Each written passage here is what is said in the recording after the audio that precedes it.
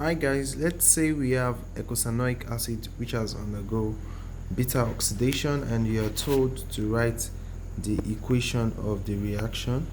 Yeah, it's as easy as this. So the first thing you need to do is write out the reaction itself. So I'll be checking from here. So the reaction itself, you would have the C19 H39 and then COOH. So you have this, and then you have some additional O2. You have your ADP and your inorganic phosphate, which is PI. Yeah, so you have this.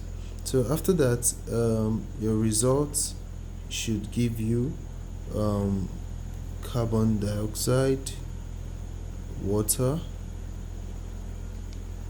and you're going to have ATP formed.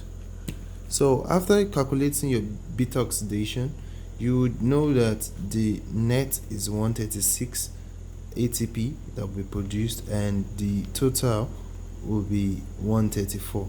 So we'll be using the net in this case. So what we'll be doing is we'll add the net in close to 8 ADP and PI, and we'll add it to ATP as well. So I think those ones will be constant throughout the course of the reaction or the calculation of your what's it called, of your equation. Yeah, so you're going to rewrite it. So let me start from here so it will be good. So add the 136 to it. So have our C19 H39 COOH plus O2 plus 136 ADP plus 136 PI to give CO2 plus H2O plus 136 ATP. So yeah, I'm using my hand to hold the phone and write at the same time, so it's not that easy.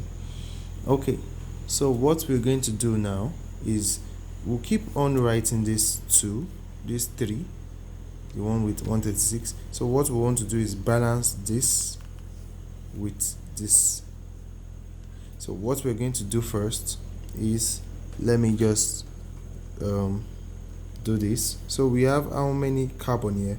We have 19 and 20 carbon, but we only have 1 carbon here. So to make it 20, we'll add 20 here.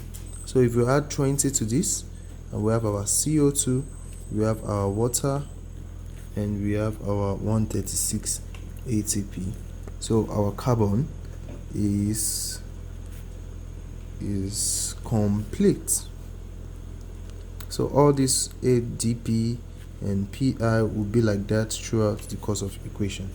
So the next thing we're going to do is, let's check on the O. Let's see on the O. Here we have 1, 2 O and 3, 4 O's here, and here we have 2 O's here already. No, sorry, 1 O here, and we have, so here we have 1, 2, 3, 4, so 4 zeros, right? And here we have this 40 O, 40 0, and here we have 1 0 as well. So here we have 41, here we have 4. And as well, how many H do we have left? We have 39, 40 H here. So we have 40 H, and we have how many H here? Just 1. So we have this is 1 0 and 1 H. So to make this, so to make it 40 as well, all we need to do is add 20 to this point. So if we add 20 times 2 will give us 40H, which will make the H correct. So I'll pause the video and write it out and add 20 to that. I'll add 20 to this point. here, as you can see, I've already added 20 to the water here. So the last thing we are left with is the oxygen. Here on this side we have just 4 oxygen, which is this 2 and this 2, and on this side right now the oxygen has increased because of this 20 here. So we have 20 oxygen here, right? This is 40 oxygen, like we've said here. We have 40 oxygen here, and let me just write that down. We have 40 oxygen, right? 40 oxygen. Here we have 20 oxygen. Now we have 20 oxygen, so the total oxygen here is now 60. So we have 60 oxygen, right? So we have 60 oxygen. Here we have just 1 2 3 4 oxygen.